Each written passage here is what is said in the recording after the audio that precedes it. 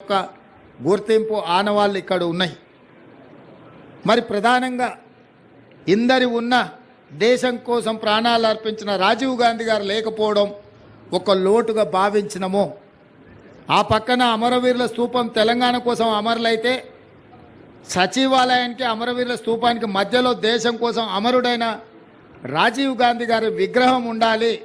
ఎందుకంటే మాజీ ప్రధానమంత్రి ఇందిరాగాంధీ గారి విగ్రహం, పివి నరసింహారావు గారి విగ్రహం, వారితో పాటు రాజీవ్ గాంధీ గారి విగ్రహం ఉండాలని మేధావుల సూచన మేరకు ముందలో ఉన్న పార్కు కొంతమంది వ్యక్తులు వాళ్ళ కోసం ఆ స్థలాన్ని పక్కన పెట్టి వాళ్ళకు కావాల్సినప్పుడు విగ్రహం పెట్టుకోవాలని ఆలోచన చేస్తే దేశం కోసం ప్రాణాలు ఇచ్చిన రాజీవ్ గాంధీ గారి విగ్రహాన్ని మేము అక్కడ పెట్టడం జరిగింది.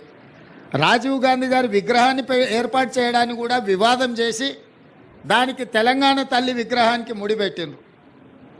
నేను తెలంగాణ ఉద్యమకారులకు, అమరవీరుల కుటుంబాలకు, తెలంగాణ మేధావులకు విజ్ఞప్తి చేయదలుచుకున్నా.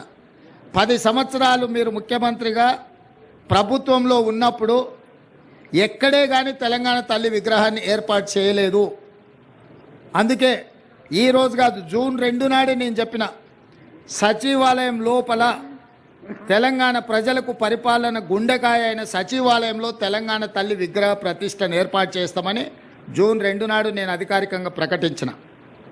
ఈ విగ్రహం యొక్క నమూనాను JNTU fine arts college principal, మన తెలంగాణ బిడ్డ, వారికి ఈ నమూనాను తెలంగాణ ప్రజలు ఏం కోరుకుంటున్నారు, తెలంగాణ తల్లి అంటే దర్పం ఉండాలి, పోరాట పటిమ ఉండాలి, భవిష్యత్ తరాలకు స్ఫూర్తిగా ఉండాలి.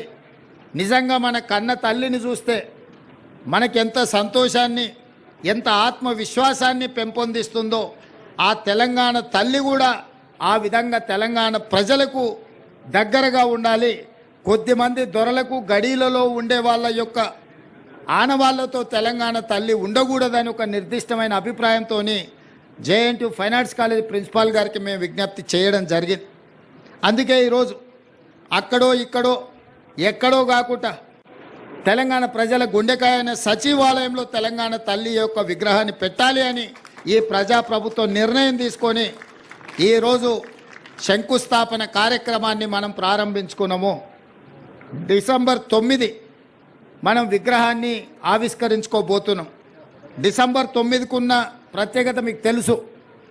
కేంద్ర ప్రభుత్వం యూపీఏ చైర్పర్సన్ శ్రీమతి సోనియా గాంధీ గారి నాయకత్వంలో ప్రధానమంత్రి మన్మోహన్ సింగ్ గారు, అదేవిధంగా కేంద్ర హోంశాఖ మంత్రి చిదంబరం గారు తెలంగాణ రాష్ట్ర ఏర్పాటు ప్రక్రియ ప్రారంభమైంది అని డిసెంబర్ 9, 2009 నాడు వారు ప్రకటించడం జరిగింది.